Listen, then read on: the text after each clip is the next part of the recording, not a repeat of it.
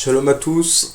Aujourd'hui, étonnamment, le message que je vais apporter va faire un peu suite à ce que j'ai pu apporter la semaine dernière sur le ressenti, le poids qui s'était un peu imposé à nous compte tenu de l'ONU. J'en avais vaguement parlé, donc des nations, de ce qui est en train de se passer aux yeux du monde entier et que le monde refuse de voir, etc. J'avais bien exprimé que la France est en train de s'engager dans une voie qui risque d'être malheureusement irréversible en quelque sorte, parce que les choix des hommes, au bout d'un moment, Dieu les scelle. Et aujourd'hui, on va développer. Je vais poursuivre un peu sur cette lancée. Étonnamment, je dirais pas que ce message m'a été imposé, mais j'ai été conduit un peu, comment je peux dire, étonnamment. Je m'attendais pas du tout à apporter un message comme ça. Donc, encore une fois, que ce soit vraiment le Seigneur qui nous parle, qui nous enseigne, et puis on va commencer. Vaguement en intro pour pour faire le lien avec la semaine dernière, où je parlais de la France qui a rejeté Dieu, et etc. Quand on prend l'homme en règle générale, la dame, je vais pas, à part si le Seigneur le veut, mais je vais pas retourner dans la Genèse et expliquer ce qui s'est passé à la création où la dame a choisi l'autorité de Satan, comme j'en avais parlé, ou plutôt que d'avoir l'autorité de Dieu. Et donc on voit que l'homme, au jour d'aujourd'hui, cherche des preuves, une manifestation ou des paroles de Dieu pour croire. Quand j'étais comme ça avant, bien évidemment, même si pour ma part j'ai toujours cru en Dieu, il fallait que Dieu se manifeste à moi en quelque sorte, me donne une preuve de son existence, etc. Alors, bien évidemment, quand il y a un cœur sincère qui se tourne vers Dieu, qui recherche, Dieu va lui répondre. Mais en règle générale, voilà, ceux qui ont la dent contre Dieu, qui détestent Dieu, qui ne veulent pas entendre parler de Dieu, de la lumière, etc., c'est ce qu'on va parler un peu aujourd'hui, si Dieu il existerait, il n'y aura pas ci, il n'y aurait pas ça, et puis il se montrerait, bien c'est ce qu'on entend dans ceux qui déclare haut et fort que Dieu, de toute manière, que même s'il existe, il est pas bon parce que regarde le monde entier, tout ce qui se passe, etc., patati patata. On voit que la dame, voilà, cherche des preuves, cherche une manifestation de Dieu, que Dieu doit s'empresser de se soumettre à l'homme. C'est ça la réalité de la pensée qui est derrière, c'est que on croit, nous, en tant qu'hommes, que Dieu va se soumettre à nos envies, à nous. Alors que, comme on va le voir aujourd'hui, la gloire de Dieu est présente tout autour de nous, en nous, et etc. Alors juste pour commencer, nous qui sommes enfants de lumière, je ne cherche pas à témoigner de moi-même, mais nous témoignons de Dieu. Je vais commencer juste par un petit texte en intro. Il y aura pas mal de textes aujourd'hui. Le Seigneur m'a bien conduit. Du fait de sa résurrection d'entre les morts, Jésus-Christ notre Seigneur, donc Romains 1,5. C'est par lui que nous avons reçu la grâce et l'apostolat afin de susciter pour son nom l'obéissance de la foi dans toutes les nations. Donc là c'est Paul qui parle. Voilà. Nous ne parlons pas de nous-mêmes, mais nous avons reçu l'autorité en quelque sorte, la capacité de pouvoir témoigner et apporter la parole de Dieu aux nations. Voilà, je ne cherche pas à parler par moi-même, mais nous témoignons simplement. Donc pour commencer, j'avais parlé que l'homme va rechercher des preuves de l'existence de Dieu et que à partir du moment où on ne veut pas croire, c'est à Dieu de, comme je le disais, de se soumettre à nous. De nous montrer un signe de son existence, etc. Comme je l'ai dit au début, des cœurs sincères où le Seigneur a déjà travaillé le cœur, etc. Dieu va se révéler à ces personnes-là de manière différente, ça c'est sa volonté.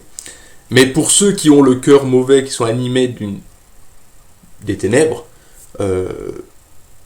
tant que Dieu ne vient pas leur montrer qu'il existe, eh ben, ces gens-là vont s'entêter toujours. Et c'est pour ces personnes-là que ce message sera sûrement adressé, peut-être. On va commencer par un texte que j'aime beaucoup, dans l'Ecclésiaste 3, verset 11. Tout ce qu'il a fait est beau en son temps, aussi il a mis la durée dans leur cœur, sans que l'être humain puisse trouver l'œuvre que Dieu a faite depuis le commencement jusqu'à la fin. Alors ce texte m'a toujours plu. Il est d'une profondeur. Et le Seigneur m'a montré qu'on peut le voir qu'on peut le voir de deux facettes différentes. En hébreu, si on prend donc, il a mis la durée dans leur cœur. C'est Gam et Aolam Nathan Belibam. Pardon. Donc aussi, il a mis Aolam, il a mis placé dans le cœur, donc Aolam, qui veut dire l'éternité, mais qui peut dire également le monde. Et c'est là qu'on va commencer un peu le sujet pour ceux qui ne veulent pas le croire, malheureusement. Donc, le texte nous dit, le texte traduit plutôt, il a mis la pensée de l'éternité dans le cœur de chaque homme. Dans le cœur de chaque homme qui naît sur terre, l'homme aura, au moins une fois dans sa vie, j'en avais déjà parlé, mais il aura une réflexion sur l'éternité, sur ce qu'il y a après la mort, etc. Mais le texte, comme je l'ai dit, le mot olam peut dire éternité, mais peut signifier également le monde. Par exemple, quand on dit Meler Haolam, ça veut dire roi de l'univers, roi du monde, ou roi éternel. On peut, moi j'ai toujours vu cette parole, Baruch Ata Adonai Eloheinu, Meler Haolam, ça veut dire béni sois-tu éternel, notre Dieu, roi de l'univers, ou roi de l'éternité, etc., roi éternel. Donc on a ces deux facettes-là. Donc l'homme aura, c'est la parole de Dieu qui nous le dit, c'est Dieu lui-même qui nous le dit, j'ai planté dans l'homme la pensée de l'éternité et la pensée du monde. C'est-à-dire que à l'intérieur de chaque homme, l'homme est inexcusable, il aura forcément des réflexions sur ce qui l'entoure et sur l'avenir, sur sa provenance, etc. C'est-à-dire que l'homme va forcément, au moins une fois, dans sa vie, ça peut être amené à des circonstances. Pourquoi la maladie ? La maladie qui est rentrée à cause du péché, mais pourquoi Dieu peut se servir de la maladie ? Vous avez un cancer, vous allez être sur un lit d'hôpital à cause d'un AVC, ou etc. Machin. Pourquoi ces situations-là ? Ce sont des situations qui, aux yeux des hommes, sont graves, mais c'est une occasion que l'Éternel peut donner pour que ces gens-là, j'en avais déjà parlé sur la vidéo que j'avais faite sur la souffrance, et je vous invite, ceux qui ne l'ont pas écouté, à aller l'écouter. Pourquoi la souffrance ? C'est parallèle avec tout ce que je dis, ou si Dieu existe, pourquoi la souffrance, etc. Je vous conseille, je vous renvoie dans cette vidéo où j'exprime vraiment, et ce sujet-là m'a été imposé par le Seigneur à l'époque, donc j'apporte des réponses. Mais on a des situations dans nos vies qui se présentent à nous où c'est l'Éternel qui est souverain en toutes choses, et c'est dans ces situations-là que l'homme peut être amené à réfléchir, à avoir un moment de réflexion. Dans la souffrance, par exemple, je donnais l'exemple d'un milliardaire, chef d'affaires, etc., du jour au lendemain qui va tout perdre. Alors, malheureusement, pour des personnes très riches, c'est très compliqué de se tourner vers Dieu. Ce n'est pas que c'est qu'ils sont tellement attachés avec la richesse de ce monde-là que, voilà, le Seigneur lui-même nous le dit. Mais, quelqu'un de normal, il perd tout comme ça. Sa première réaction, c'est la fin du monde pour lui, il veut se tirer une balle. Et bien l'Éternel se sert de ces situations-là justement pour avoir une réflexion sur tout ce qui l'entoure, sur ce qui va après, etc. Et il y a un autre texte qui nous dit, plein de fois dans la parole, il nous dit, vous êtes venus dans le monde sans rien, vous repartirez sans rien. Et dans ma dernière vidéo, j'avais dit que, par contre, tout ce que vous construirez avec Dieu, ça c'est éternel. Mais l'homme préfère choisir de construire pour cette tangibilité, pour ce temps-là. L'homme est abasourdi sur sa vie de 0 à 100 ans, et puis après, le reste, on s'en fout. Mais justement, au contraire, le texte, la parole de Dieu, comme je dis, nous dit clairement, j'ai mis dans l'homme la pensée de l'éternité, la pensée du monde. C'est-à-dire que l'homme va je tourne un peu en rond, mais l'homme va se questionner sur tout ce qui l'entoure, la nature, etc. Et l'éternité, comment se fait-il que l'univers est aussi vieux? Alors, notre monde soumis à Satan a choisi plein de théories toutes invraisemblables. On va en parler après. Donc voilà. Premièrement, l'homme est inexcusable.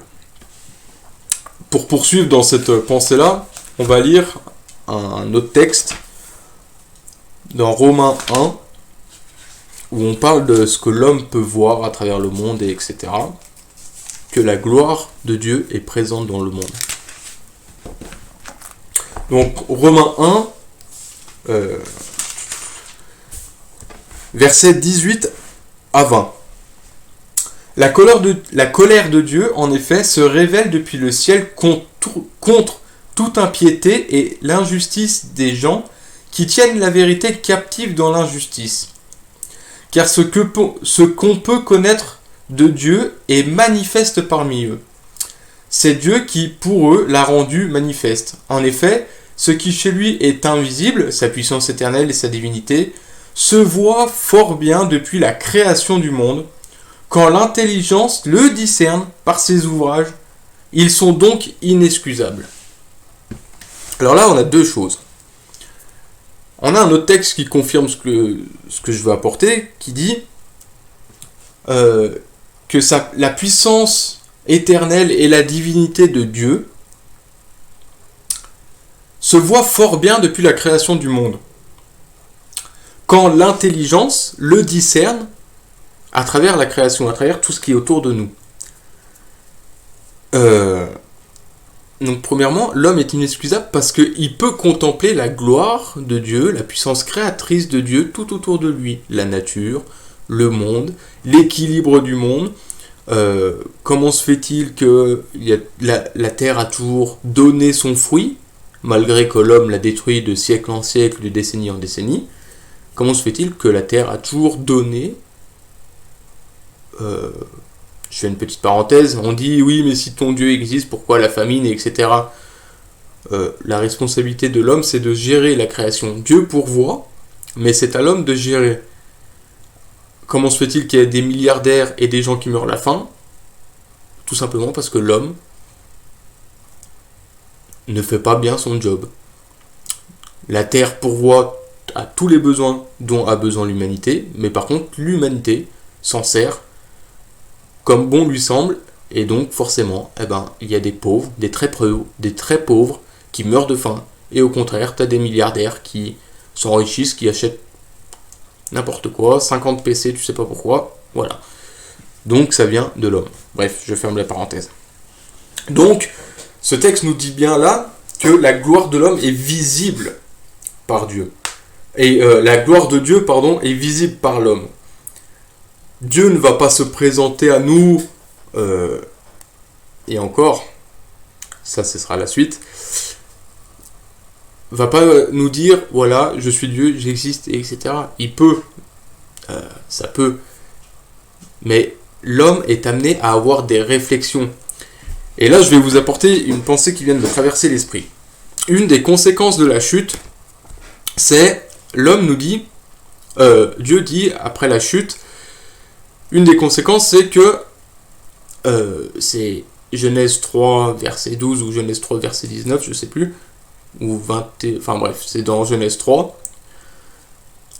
Tu mangeras ton pain à la sueur de ton front. Là où Dieu pourvoyait à l'homme, eh ben maintenant c'est à l'homme de travailler durement pour pouvoir se nourrir, parce que avant la chute, l'homme se nourrissait de Dieu. Dieu donnait comme ça à l'homme. Et l'homme se rebelle, l'Adam, l'humanité. Donc maintenant Dieu dit, plus tu m'as rejeté, eh ben tu travailleras durement pour récolter ton pain. Et on parle du pain de vie, on va parler de Christ après. Christ est le pain de vie. Et on peut voir cette conséquence autrement. Le pain de vie, le vrai pain de vie, c'est ce qui est divin. Christ, le Messie, nous dit, l'homme ne vivra pas, il prend un texte des Écritures qu'il cite, l'homme ne vivra pas de pain seulement, donc de nourriture physique, mais de tout ce qui sort de la bouche de Dieu. Et donc, la conséquence de Genèse, la conséquence de la rébellion de Dieu, de la rébellion de l'homme envers Dieu, on peut la comprendre autrement.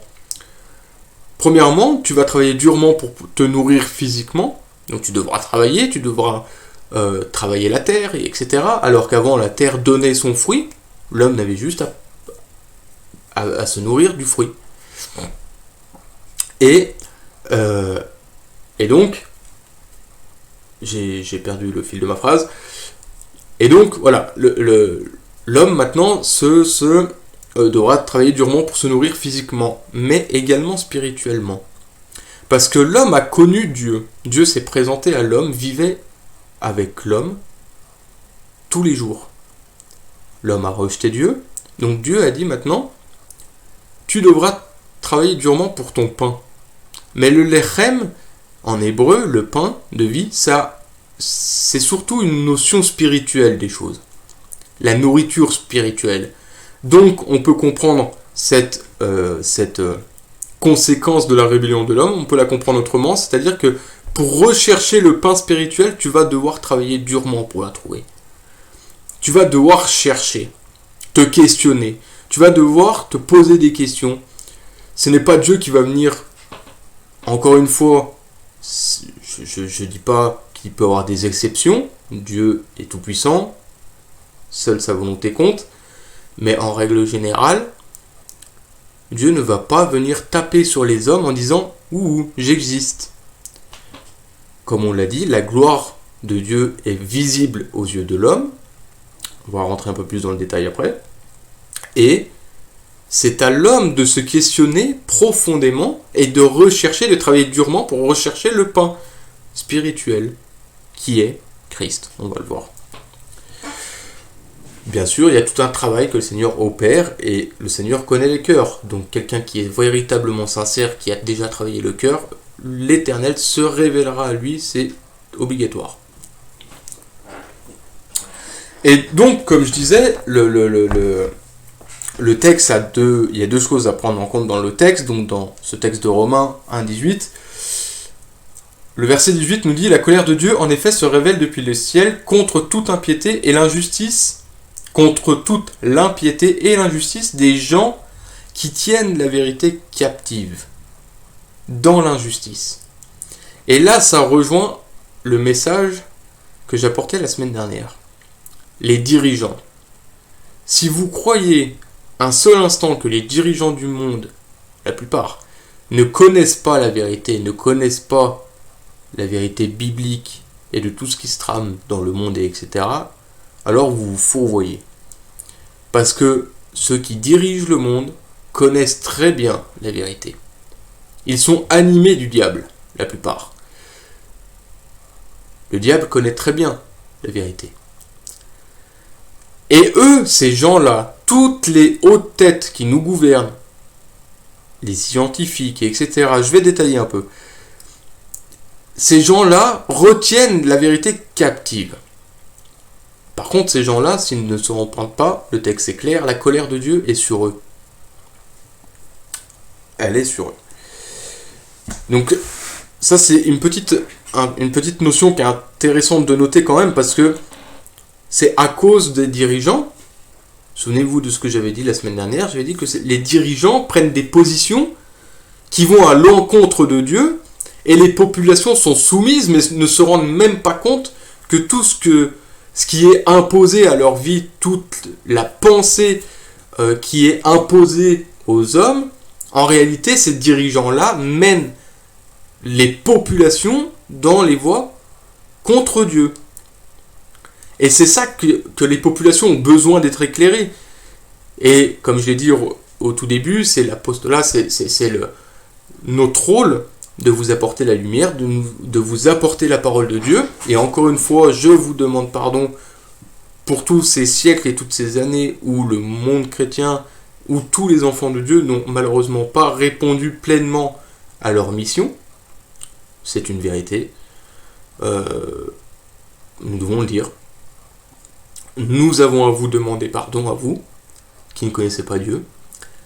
Mais comme je le disais, cela ne change rien à votre responsabilité, car la gloire de Dieu est visible dans le monde entier. Je vais prendre un autre texte, par exemple, Psaume 19, verset 2.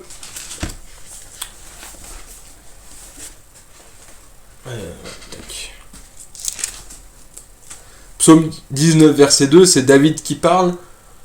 Le ciel raconte la gloire de Dieu, la voûte céleste dit l'œuvre de ses mains. Voilà, regardez le ciel, regardez les étoiles filantes qui sont des comètes, toutes ces choses-là. Comment se fait-il que il n'y a jamais de comètes, soi-disant que les dinosaures ont disparu avec une énorme comète, mais qu'on n'a jamais trouvé de cratère. Bon, bref, une comète qui aurait décimé la Terre entière, mais on n'a pas de cratère. Bon, bref, posez-vous des questions.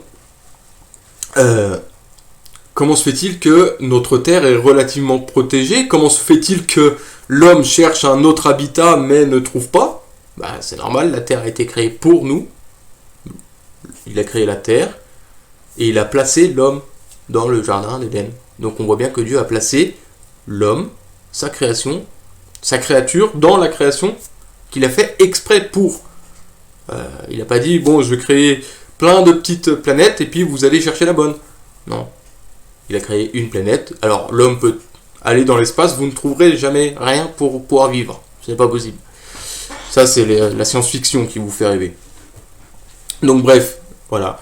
Encore une fois, la gloire de Dieu est visible à chaque être humain. Le corps humain, également notre corps. Et là, on va aller dans le psaume 139. C'est David aussi qui parle, encore une fois.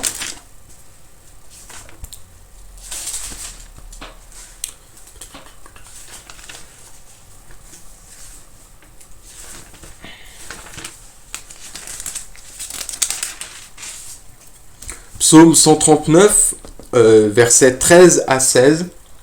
C'est toi qui as produit les profondeurs de mon être. Tu m'as tenu caché dans le ventre de ma mère. Je te célèbre car j'ai été fait de façon merveilleuse.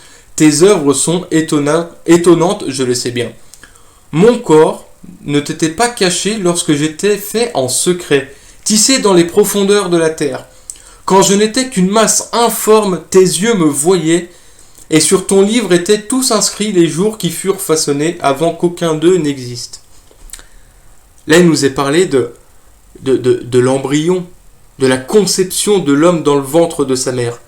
J'ouvre une parenthèse, je vais faire le lien encore une fois avec les dirigeants et de ce que j'avais apporté, le message dernier. L'avortement. Quand je dis que l'avortement est un meurtre, le texte biblique nous le dit. À partir du moment où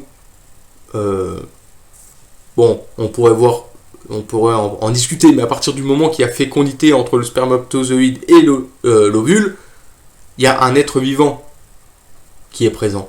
Dieu le sait, c'est Dieu qui le forme. Alors on va me dire, oui, mais si ton Dieu est bon, il n'y aura pas toutes les maladies qui se passent. J'ai perdu la trisomie 21, etc. Patati patata, il faut savoir encore une fois que les maladies sont des conséquences du péché de l'homme. Si vous croyez que tout ce qu'on vous insère dans les picouzes dans le sang, est bon pour vous, vous vous égarez. Bon, bref. Mais chaque créature, avec ses qualités et ses défauts, même physiques, est aimée de Dieu et façonnée par Dieu. Et donc, quand je dis que l'avortement est un meurtre, c'est un meurtre. Parce que vous détruisez, vous voulez tuer ce que Dieu est en train de façonner, la vie que Dieu est en train de former. Une des responsabilités, une des ordonnances qui a été donnée à l'homme, c'est multipliez-vous. Donnez la vie. Et aujourd'hui, l'homme fait quoi? Il tue. Les guerres, etc. Celui qui est maître, celui qui anime la mort, c'est le diable. C'est pas Dieu. Donc, le corps humain, j'ai parlé de la nature, la biodiversité, regardez le monde parfait. Il y a d'autres textes bibliques qui nous disent par exemple la rosée le matin. Il y a, la nature fonctionne d'une manière magnifique. Forcément, l'homme cherche à la détruire, malheureusement. Encore une fois, l'homme est responsable. Mais la nature elle-même, comment elle se régénère, comment elle pousse, etc. La vie, la biodiversité, toutes les créatures qui ont été créées pour le bon équilibre, tout ça sont des gloires de Dieu visibles à l'homme. Et notre corps humain, c'est la gloire ultime, j'ai envie de dire, de Dieu. J'aime pas employer ce terme, mais c'est regarder la machine qu'on est quand même. Comment se fait-il que notre corps se régénère tout seul? L'intelligence, l'esprit, l'âme. Dieu nous a clairement dit « Je vous ai créé comme des dieux, donc à mon image, vous êtes supérieurs aux animaux, etc. » Puis quand je vois qu'aujourd'hui, je vais être cru dans mes mots, on s'amuse à être en laisse avec des humains. J'ai vu une vidéo aux États-Unis des Free Palestine, etc. Où une jeune fille tenait une autre jeune fille à quatre pattes en laisse, qui s'amusait à faire les chiens.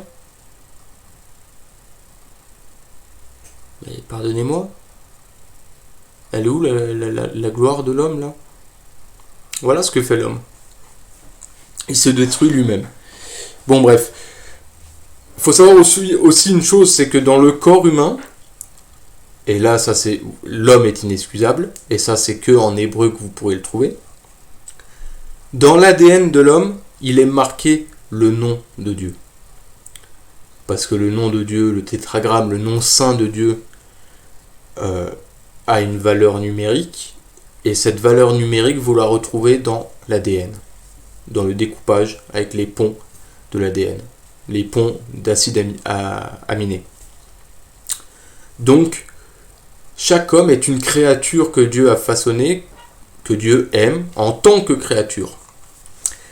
Et donc, l'homme est inexcusable, encore une fois, de toute la gloire que Dieu montre à ses yeux. Je parlais tout à l'heure des dirigeants, et c'est pareil, les scientifiques, tous les sages de ce monde. L'Éternel nous dit très bien dans sa parole, la sagesse des hommes est une abomination devant moi. Et on prendra un texte tout à l'heure, où on a inventé la théorie de l'évolution, on descend du chimpanzé, etc.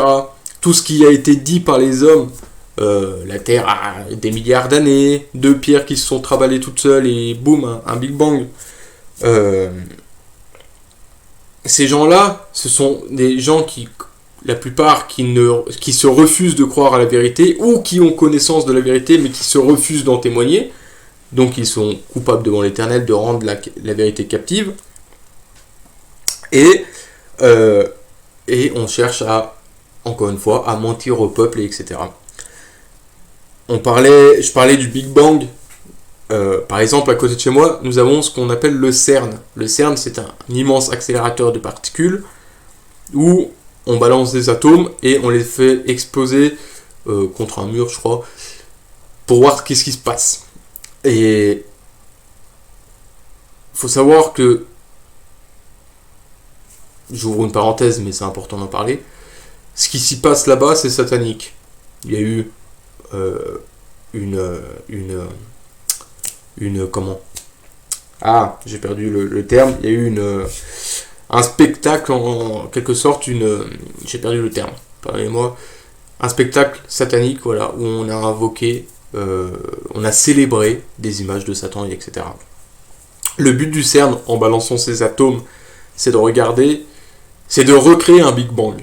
Voilà ce qui anime le CERN. C'est de vouloir recréer le fameux Big Bang et de voir, en fait, de vouloir se créer notre monde, se faire notre nom, se créer notre petit coin de paradis. Et en explosant ces particules, ils sont conscients d'une chose, c'est que ces scientifiques-là sont conscients d'une chose, c'est que l'univers, l'équilibre de l'univers, l'équilibre de l'espace, la Lune, la Terre, etc., tout est en équilibre parfait. Comment se fait-il que toute cette masse ne s'effondre pas et ne part pas dans tous les sens? Et ben, ces hommes-là reconnaissent qu'il y a quelque chose derrière qui gère tout ça. Et les scientifiques sont à la recherche de ce qu'ils appellent la particule de Dieu. Je ne vous mens pas. C'est dans un interview que j'ai regardé ça. Des mecs du CERN qui expliquent ce qu'ils recherchent véritablement. On recherche cette particule-là qui maintient l'univers pour pouvoir l'utiliser. Et ils l'ont appelée la particule de Dieu. Vous voyez l'hypocrisie de l'homme? On recherche tout ce qui maintient l'univers, mais on ne recherche pas Dieu. Voilà. Juste petit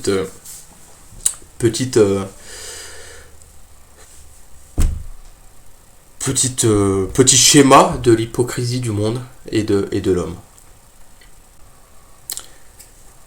Donc maintenant qu'on a parlé de ça, que ces hommes-là, que tout être humain est inexcusable, eh ben, on va prendre un autre texte. On va continuer notre lecture dans Romains 1, donc du verset 21 à 32. Donc on a dit que voilà, les œuvres de Dieu est manifestes devant tous les hommes et qu'il y en a certains qui retiennent la vérité captive.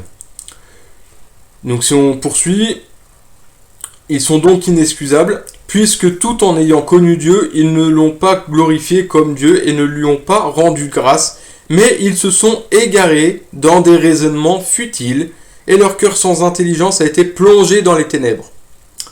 Se prétendant sages, ils sont devenus fous. Ils ont changé la gloire du Dieu impérissable en des images représentant l'être humain périssable, des oiseaux, des quadrupèdes et des reptiles. C'est pourquoi Dieu les a livrés à l'impureté par les désirs de leur cœur, de sorte qu'entre eux, ils déshonorent leur propre corps. Et là, écoutez bien ce que je vais dire. C'est la parole de Dieu. Et regardez bien ce que l'homme fait autour de nous. Eux qui ont changé la vérité de Dieu pour le mensonge et qui ont adoré la création en lui rendant un culte au lieu du Créateur qui est béni pour toujours. Amen. C'est pour cela que Dieu les a livrés à des passions déshonorantes. Ainsi, en effet, leurs femmes ont changé les relations naturelles pour des actes contre nature. De même, les hommes, abandonnant les relations naturelles avec la femme, se sont enflammés dans leur appétit les uns pour les autres. Ils se livrent entre hommes à des actes honteux et reçoivent en eux-mêmes le salaire que mérite leur égarement. Comme ils n'ont pas jugé bon de reconnaître Dieu, Dieu les a livrés à leur manque de jugement, de sorte qu'ils font des choses indignes. Ils sont remplis de toute espèce d'injustice, de méchanceté, d'avidité, de malfaisance, pleins d'envie, de meurtre, de disputes, de ruses, de vices, diffamateurs, médisants, ennemis de Dieu, insolents, orgueilleux, fanfarons, ingénieux pour le mal, rebelles envers leurs parents, sans intelligence, sans loyauté, insensibles, sans compassion. Et bien qu'ils connaissent le juste décret de Dieu selon lequel ceux qui pratiquent de telles choses méritent la mort, non seulement ils les font eux-mêmes, mais encore, ils approuvent ceux qui les pratiquent. Donc on voit bien que le rejet de l'homme, on croit que Comme je le disais, on croit que Dieu doit se présenter à nous pour croire, etc. Patati patata. Sauf que les hommes qui ont conscience, parce que de toute manière c'est écrit dans la conscience, on va en parler après, qui ont conscience de l'existence de Dieu, etc., et qui se refusent, qui s'entêtent à croire, eh ben, le jugement de Dieu, c'est pas forcément de les tuer, de les faire mourir maintenant, mais de les livrer à leur pensée. Comme je disais, si vous n'êtes pas de Dieu, l'autorité qui est sur vous, c'est le diable, c'est Satan. Donc, si vous ne tournez pas vers Dieu, c'est le diable qui a autorité sur vous. Dieu ne vous connaît pas. Il vous connaît en tant que créature parce que c'est lui qui vous a façonné, c'est lui qui pourvoit votre vie malgré tout ça. Mais le côté relationnel n'est pas. Il ne vous connaît pas en tant que créature, il vous aime, mais l'esprit par lequel vous êtes animé, Dieu vous livre à cet esprit-là. Vous ne voulez pas vous tourner à Dieu, alors Dieu dit continue dans ta voie, fais ce que tu veux.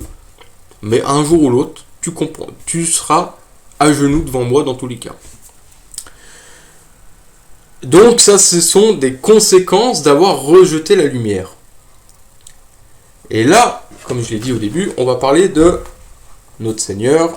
Pourquoi Jésus-Christ ? Pourquoi 2025 après Jésus-Christ, et etc. Donc, pour parler de ça, on va dans l'évangile de Jean. Mon évangile préféré, sûrement. Magnifique évangile.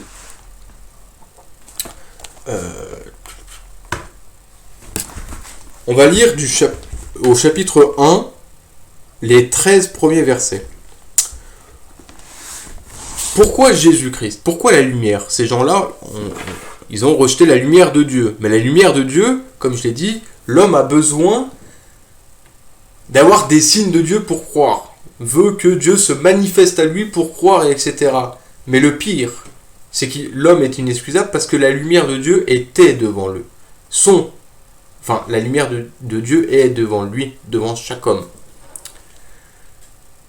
Écoutez bien l'évangile de Jean pour ceux qui ne le connaissent pas.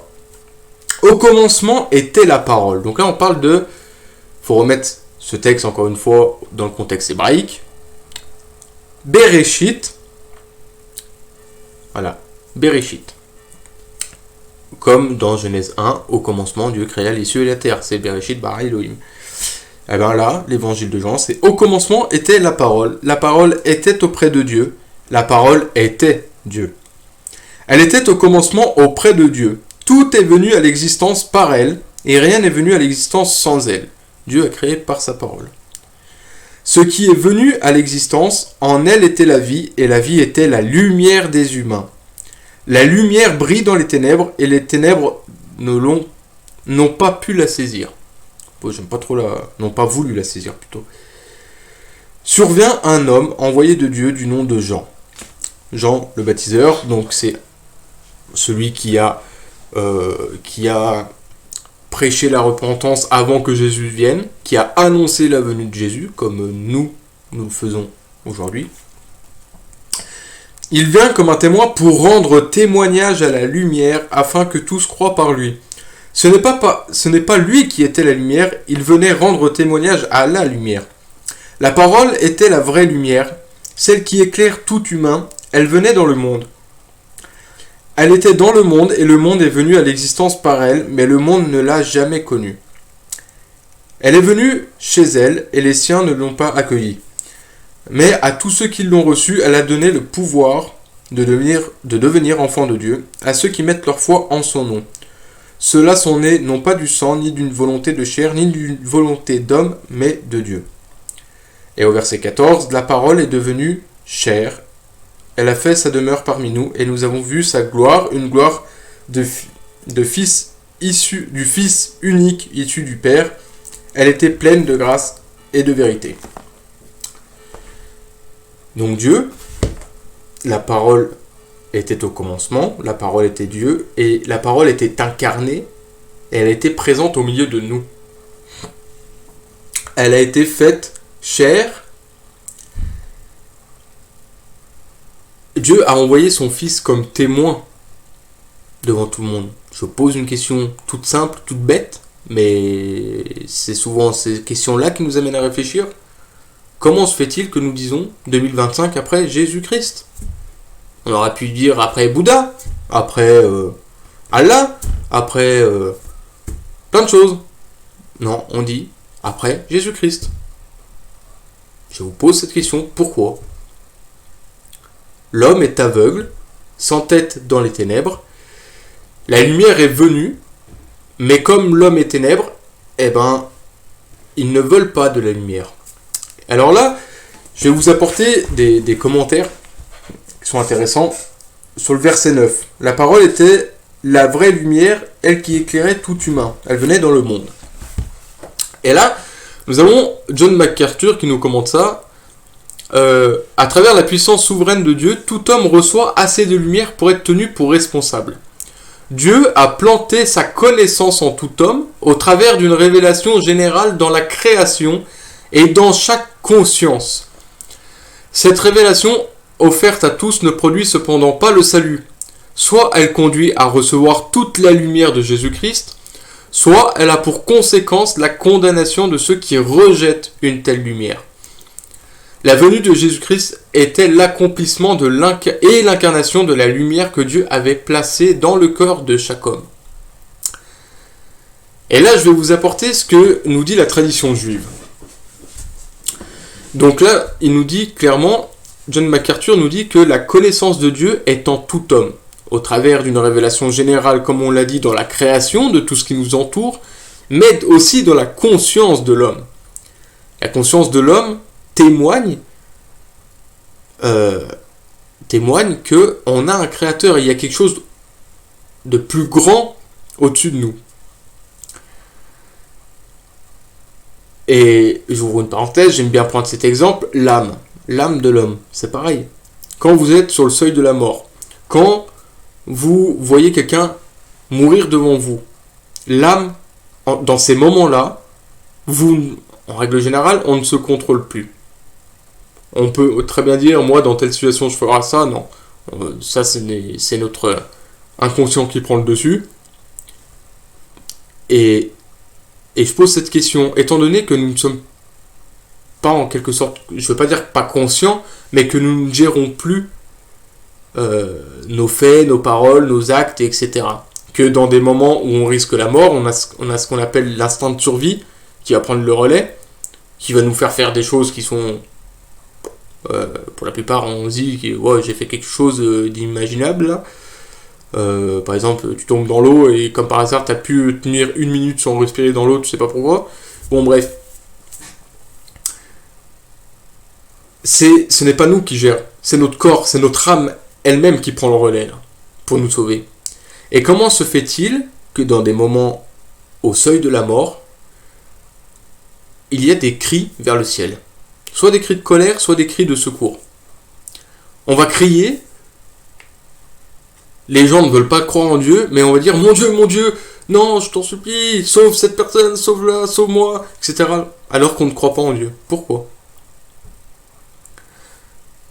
John MacArthur le dit, la connaissance de Dieu est en tout homme, et dans la conscience de tout homme. Donc l'homme crie à l'Éternel, dans chaque situation. Alors pourquoi il peut y avoir des situations comme ça très difficiles, encore une fois, parce que l'Éternel peut permettre ces situations que les gens vont vivre pour justement les amener à se tourner vers lui, à se questionner sur lui.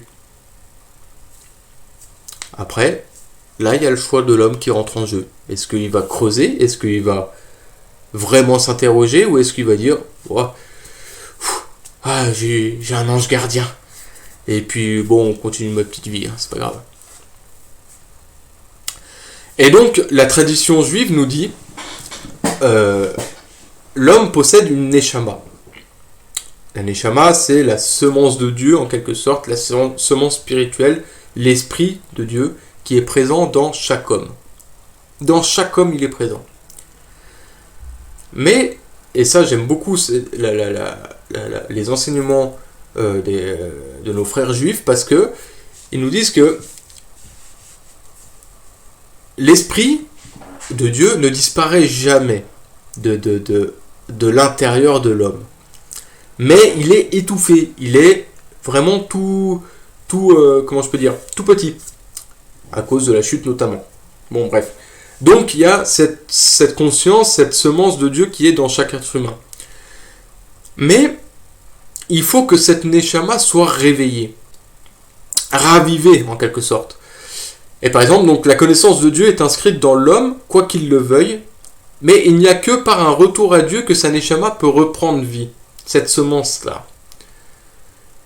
C'est exactement ce que fait Dieu grâce au Saint-Esprit. C'est-à-dire que l'homme, encore une fois, l'Éternel va vouloir réanimer cette semence-là au fin fond de lui, mais il faut que l'homme le veuille. Il faut que l'homme se tourne vers Dieu, recherche Dieu. Et alors, Dieu va travailler pour redonner vie à cette Neshama qui est étouffée, qui est, entre guillemets, éteinte à l'intérieur de chaque homme. Et donc, comment Dieu veut réanimer cette Neshama, cette semence de Dieu qui est présente dans chaque être humain, eh bien, encore une fois, le texte biblique nous répond, et encore une fois, la lumière, parmi les ténèbres, elle est visible aux yeux de tous. Elle a été un témoin aux yeux de tous. Romains 8, verset 11. « Et si l'esprit de celui qui a réveillé Yeshua d'entre les morts habite en vous, celui qui a réveillé le Christ d'entre les morts fera aussi vivre vos corps mortels par son esprit qui habite en vous. » Donc, c'est à travers l'œuvre de Christ, notamment, que Dieu peut redonner vie, réveiller cette Neshama, encore une fois. Mais, comme on l'a dit, le monde a connu la lumière, mais le monde préfère les ténèbres. On va continuer, je vais accélérer un peu. Je vais prendre un autre texte qui confirme un peu mes dires, où voilà, comme on dit, l'homme est inépuisable parce que en plus la semence de Dieu est dans chaque homme, et au contraire l'homme va dire, ceux qui ne veulent pas, va dire il n'y a pas de Dieu, Dieu n'existe pas, etc. On va aller dans le psaume 10 verset 4. J'ai perdu un peu le fil de ce que je voulais dire. Psaume 10, verset 4. Le méchant dit avec arrogance, il ne punit pas. Donc, j'avais dit au début que l'homme ne va pas, Dieu ne va pas forcément tuer, mais faire en sorte que le méchant, celui qui refuse de se tourner vers lui, de mourir. Mais au contraire, cet homme-là est encore en vie. Et comme je l'avais dit, il va être livré à ses pensées, à ses désirs, etc. Et donc le méchant dit, avec arrogance, il ne punit pas, il n'y a pas de Dieu. Voilà toute son astuce. Donc, si Dieu existerait, tu dis certaines choses, mais regarde, je suis toujours en vie, je peux faire ce que je veux, donc Dieu n'existe pas. Si Dieu voulait me récupérer, se montrer à moi, il me récupérerait, etc. Donc, il n'y a pas de Dieu, Dieu ne punit pas. Bref, voilà. Pour compléter ça, on va lire Romains 2, du verset 4 à 8. Ou bien méprises-tu la richesse de sa bonté, de sa tolérance et de sa patience, faute de reconnaître que la bonté de Dieu doit te conduire à un changement radical, donc à la repentance, à la teshuva. Par ton obstination, parce que ton cœur se refuse à changer radicalement, tu t'amasses un trésor de colère pour le jour de la colère et de la révélation du juste jugement de Dieu, qui rendra à chacun selon ses œuvres. Vie éternelle à ceux qui, par leur persévérance dans une œuvre bonne, cherchent la gloire, l'honneur et l'impérissable. Colère et fureur à ceux qui, par ambition personnelle, sont réfractaires à la vérité et se laissent persuader par l'injustice. Se laisse persuader. Ça confirme ce que je disais, ça confirme que l'homme, s'il rejette Dieu, va être livré à ses propres désirs, livré à lui-même, à sa propre intelligence, à ses propres pensées, etc. Donc, il se laisse persuader par tout ce que le monde, livré dans les mains de Satan, va lui dire.